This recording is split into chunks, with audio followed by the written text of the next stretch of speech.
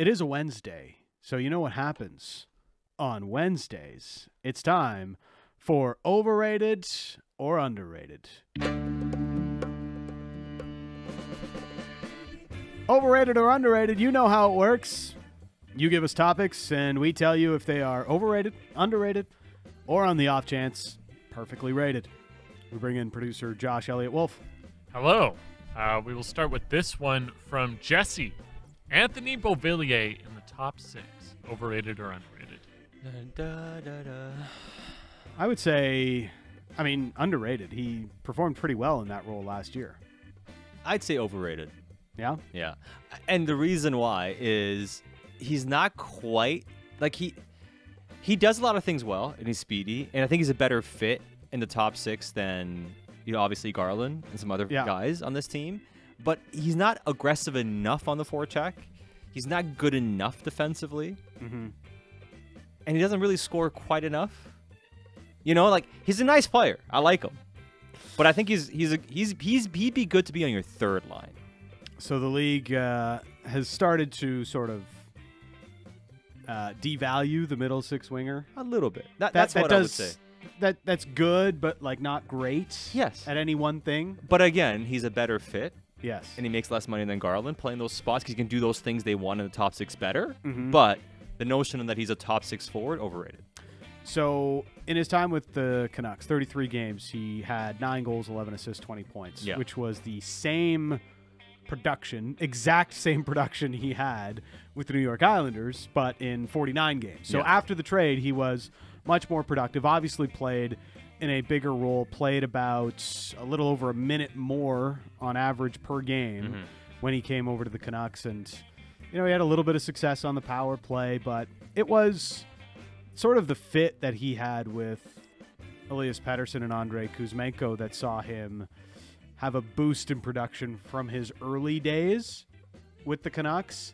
Once Rick Tocchet came in, he started to change things around a little bit and question some of the things that Beauvillier was doing. I needed him to be more north-south, less east-west. So they were definitely wanting to work a little bit more with Beauvillier on some of the things that he was doing and how he was performing. But from a production standpoint, he was more than fine in 33 games with the Canucks. Yeah, it's fine. It's fine. Yeah. The question, to me, the upside with him would be, can he claim the bumper spot where he scored 3 goals from? Yeah. And he didn't stay there, though. He wasn't consistent enough to stay there. If you're looking to be optimistic about Beauvillier, it's if he claims the bumper spot on the power play and gets the shot off from that spot a lot, well, it's going to give him some more production on the season. Having a middle 6 winger that's around 40-ish points, great.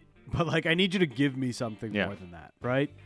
What are you giving me? Are you giving me a bunch of goals? Are you a great forechecker? Are you a great defensive player while giving me those 40 points? Yes. Unless if you're just a 40-point guy that's a little bit nondescript, then those are the types of players that the league has started to really devalue over the last couple of years. Keyshawn, lineup projections in July. Overrated or underrated? Man, underrated. Who doesn't want to stack up where Connor Garland's going to play in October? I think it's overrated generally because number one, the roster can look different between now and when we get to the regular season, and all this stuff about best laid plans. Things sound great. You put it into thought, in thought and in theory, and you can look at it academically. Man, this is how this guy plays. This is how that guy plays. You look at the styles. This should fit. They should work this way.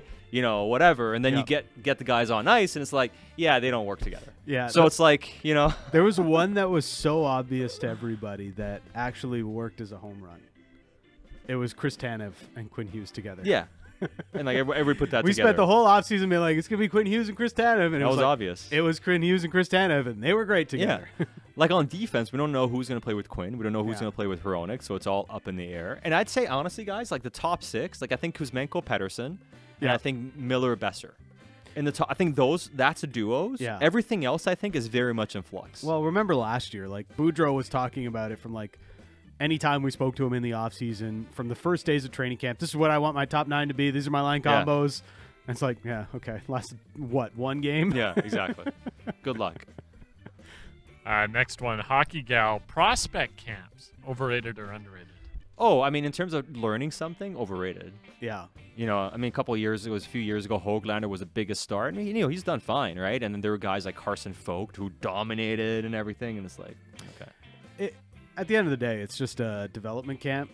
I think it's more for these players to get a feel for the city that they've been drafted to. You know, in the case of who's been the one standout at Dev Camp, that's an invite, Christian Fitzgerald's. You know, for him, I guess it might be part and parcel for the Canucks to get a head start at maybe wooing him to become a Vancouver Canuck when he becomes a college free agent. So, you know, there's different tools to development camp. I'm not going to say that it's overrated to the point that it does not matter, but you know, I'm not taking any sweeping. I'm not going to make any sweeping declarations out of anything that I see tonight at the scrimmage.